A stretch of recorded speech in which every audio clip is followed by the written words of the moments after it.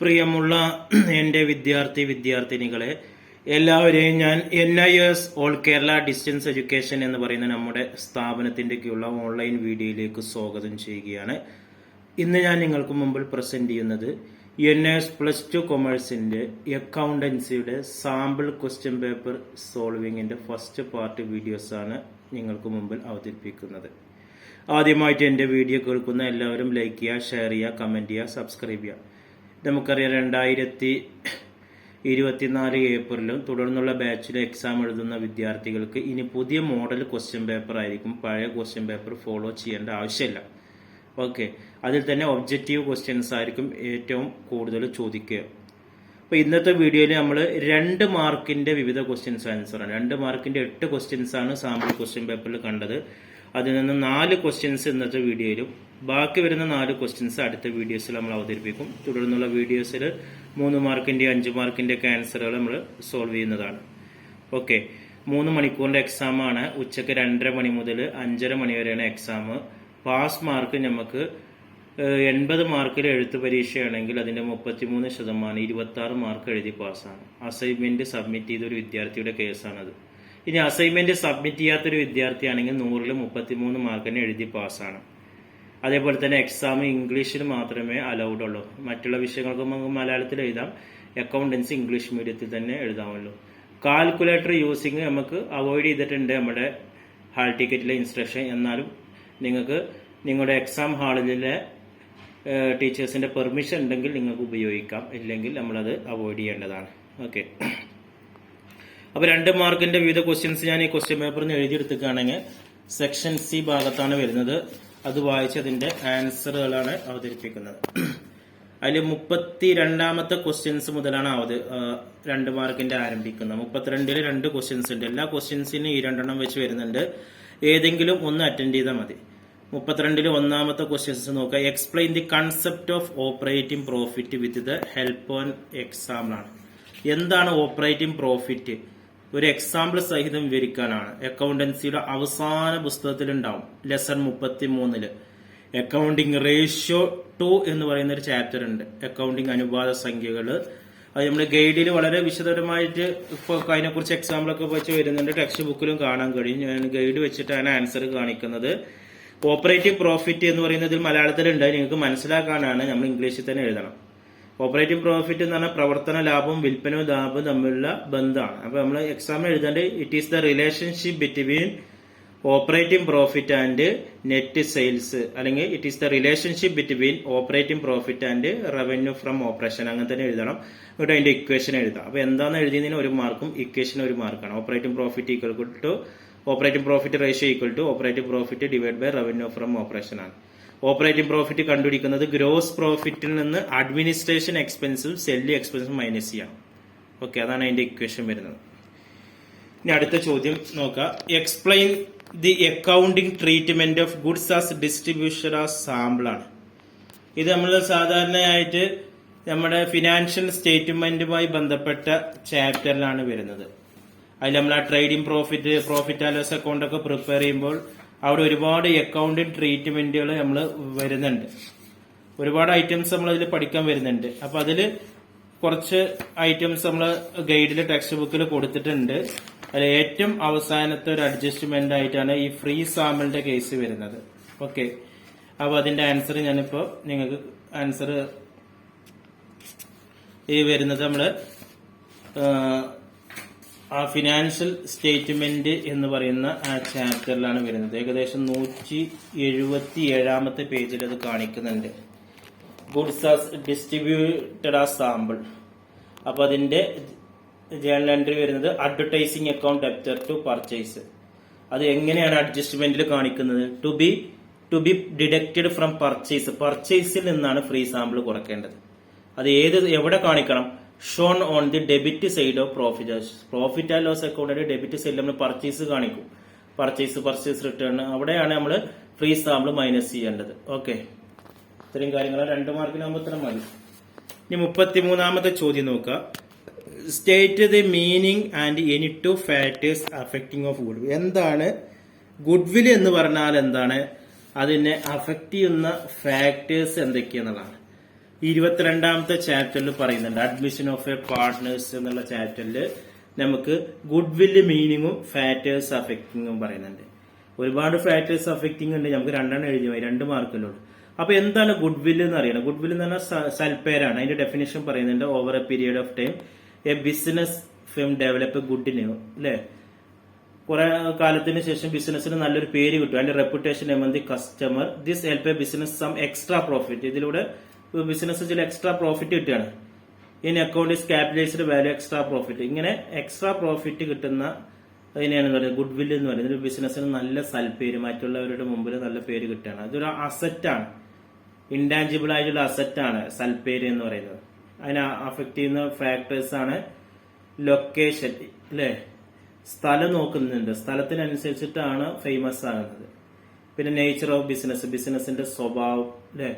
Stable demand is able to earn more profit than more goodwill ആണ്. Stable ആയിട്ട് സ്ഥിരമായിട്ടുള്ള ഒരു business ആണെങ്കിൽ കുറെ കാലം അവിടെ നിൽക്കുകയാണെങ്കിൽ അതിന് നല്ല ഡിമാൻഡ് ഉണ്ടാവും, കൂടുതൽ പ്രോഫിറ്റ് ഉണ്ടാവും. പിന്നെ എഫിഷ്യന്റ് മാനേജ്മെന്റ് ഉണ്ട്, ക്വാളിറ്റി വരുന്നുണ്ട്, മാർക്കറ്റ് സിറ്റുവേഷൻ വരുന്നുണ്ട്. 2 പോയിന്റ് എഴുതിയാൽ മതി. ഗുഡ് വിൽ എന്താണെന്നും 2 പോയിന്റ് നമ്മൾ ഇന്ന് എഴുതിയാൽ മതി. ഓക്കെ, ഇനി അടുത്ത ചോദ്യമായിട്ട് വരുന്നത് അല്ലെങ്കിൽ 33ന്റെ 2ാമത്തെ ക്വസ്റ്റ്യൻ ചെയ്ത distinction between dissolution of partnership and dissolution of partnership firm ആണ്. ഓക്കെ, ഇതിന്റെ ആൻസർ നമുക്ക് വരുന്നത് 25ാമത്തെ ചാപ്റ്ററുണ്ട്, dissolution of a partnership firm എന്ന് പറയുന്നത് അല്ലെ. ഡിസല്യൂഷൻ എന്ന് പറയുന്നത് നമ്മൾ സാധാരണ സ്ഥാപനം പിരിച്ചുവിടുന്ന ഒരു അവസ്ഥയാണ്. അപ്പൊ അതൊരു ഡിസല്യൂഷൻ ഓഫ് പാർട്ട്ണർഷിപ്പും ഉണ്ട്, ഡിസല്യൂഷൻ ഓഫ് പാർട്ട്ണർഷിപ്പ് ഫേമും ഉണ്ട് അല്ലെ. ഇപ്പൊ പങ്കാളിത്തം പിരിച്ചുവിടലും ഉണ്ട്, അതേപോലെ തന്നെ സ്ഥാപനം പിരിച്ചുവിടലും ഉണ്ട്. അതിന്റെ വ്യത്യാസങ്ങളാണ്. നമുക്കൊരു 3 പോയിന്റ് ഇതിൽ തന്നിട്ടുണ്ട്, 2 പോയിന്റെങ്കിലും എഴുതണം. അതിൽ ഒന്നാമത് ട്രീറ്റ്മെന്റ് ഓഫ് ബിസിനസിന്റെ മാറ്റങ്ങൾ എങ്ങനെയാന്നുള്ള. Business is not terminated. Business മാറ്റമില്ലാതെ അതേ പേര് തന്നെ തുടരുന്നതാണ് ഡിസല്യൂഷൻ ഓഫ് പാർട്ട്ണർഷിപ്പ് എന്ന് പറയുന്നത്. ബിസിനസ് നോട്ട് ടെർമിനേറ്റ്, ഒരിക്കലും അവസാനിക്കുന്നില്ല, അങ്ങനെ തുടർന്ന് വരുന്നുണ്ട്.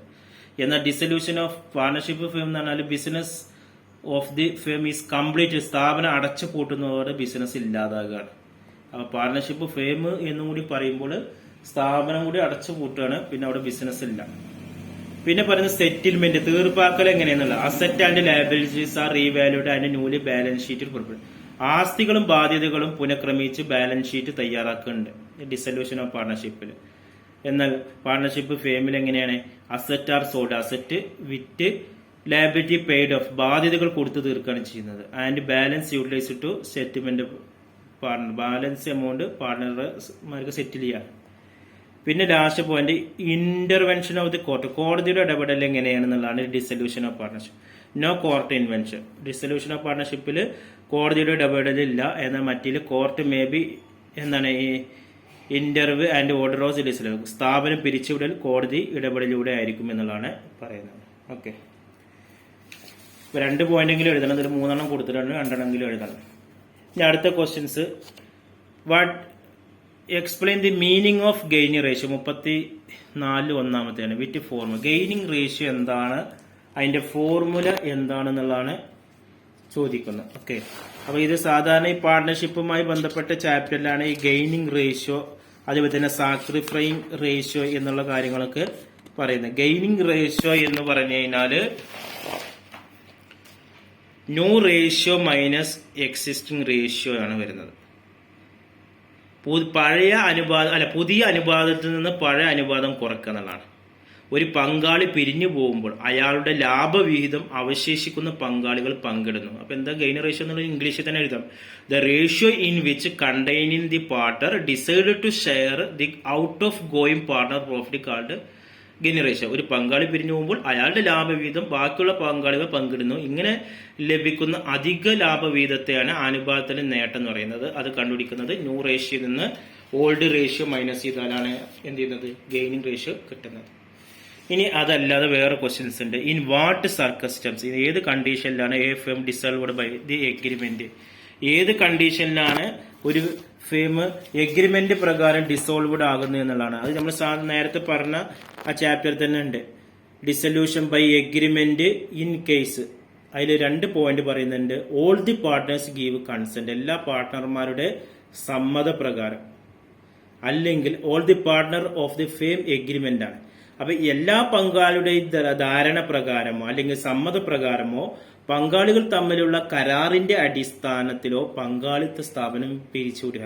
ആ 2 പോയിന്റാണ് എഴുതേണ്ടത് കേട്ടോ. ഓൾ ദി പാർട്ണേഴ്സ് ഗീവ് കൺസെന്റും as per the terms of partnership agreement. ഇനി ലാസ്റ്റ് ചോദ്യമാണ് നമ്മൾ വായിക്കുന്നത്. 35 2 ക്വസ്റ്റ്യൻസ് ഉണ്ട്. വാട്ട് ഈസ് ഓവർ സബ്സ്ക്രിപ്ഷൻ ആണ്.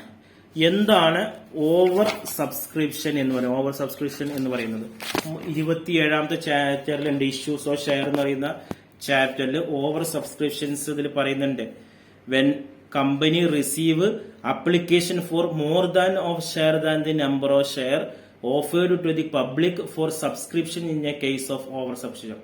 കമ്പനി പരസ്യം ചെയ്ത ഓഹരികൾക്ക് കൂടുതൽ അപേക്ഷകൾ ലഭിക്കുന്ന സാഹചര്യത്തെയാണ്, അവർ കരുതിയതിനേക്കാൾ കൂടുതൽ അപേക്ഷകൾ ലഭിക്കുക എന്നാണ് ഓവർ സബ്സ്ക്രിപ്ഷൻ എന്ന് പറയുന്നത്. ഓക്കെ, 2 മാർക്കിനാ മതി. ഇനി അടുത്ത ലാസ്റ്റ് ക്വസ്റ്റ്യൻസ് ആണ്. What is nominal value, enumerate different word of issues of share.